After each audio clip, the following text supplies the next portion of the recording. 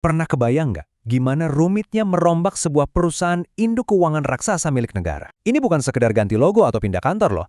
Ini tentang menyatukan ekosistem yang tadinya jalan sendiri-sendiri, menyelaraskan visi, dan membangun fondasi baru yang super kokoh. Nah, inilah kisah di balik transformasi besar bernama EFG.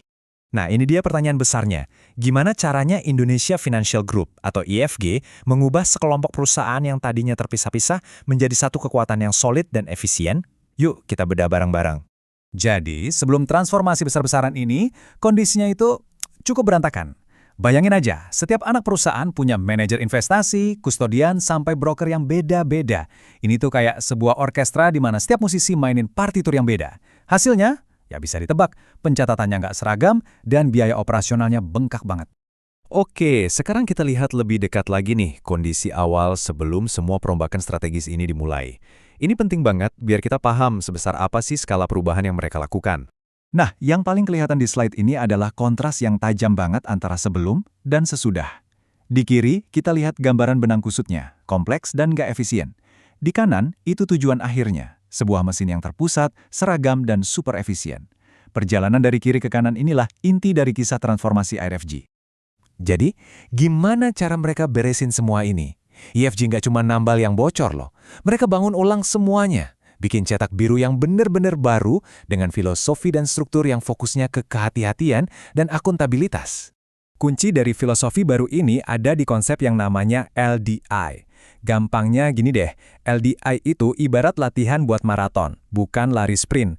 Tujuannya bukan buat jadi yang tercepat di 100 meter, tapi untuk memastikan punya energi yang cukup buat finish 42 km. Nah, dalam dunia asuransi, artinya memastikan perusahaan selalu bisa bayar klaim nasabah di masa depan, bukan sekedar ngejar untung sesaat. Kutipan dari Direktur Keuangan IFG ini, Pak Heru Handayanto, ngerangkum perubahan mindsetnya dengan pas banget. Jadi fokusnya geser dari yang penting untung gede, jadi yang penting sehat dan aman dalam jangka panjang. Ini sebuah revolusi cara pandang buat mereka. Strategi keren ini nggak cuma jadi wacana, mereka eksekusi lewat 4 pilar super kokoh.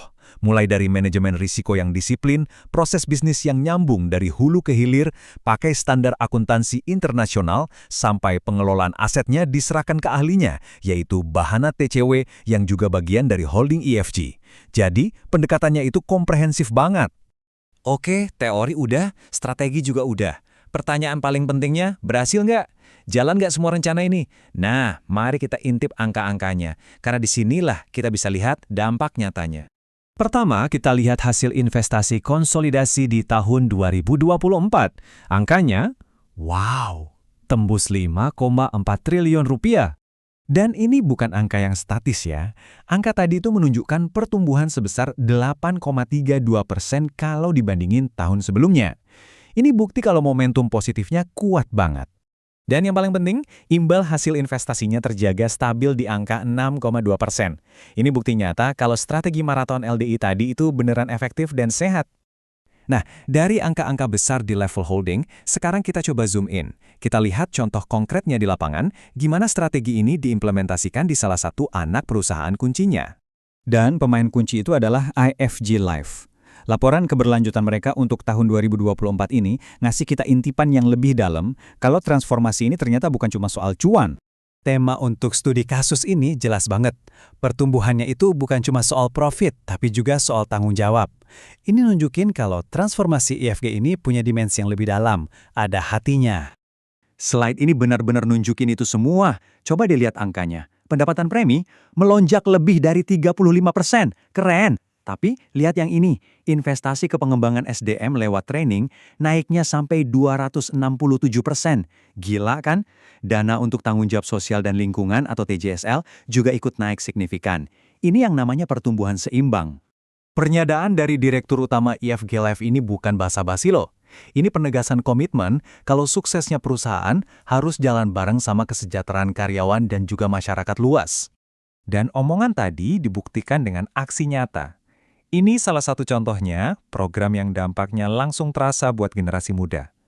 Inilah wajah manusia di balik angka-angka triliunan yang kita bahas dari tadi.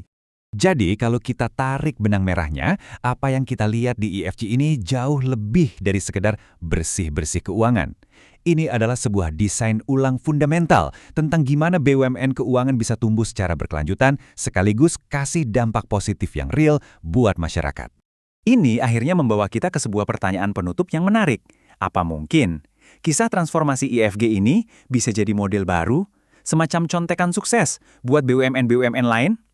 Sebuah model yang nggak cuma diukur dari profit, tapi juga dari keberlanjutan dan kontribusi sosialnya. Menarik buat kita pikirkan bareng-bareng.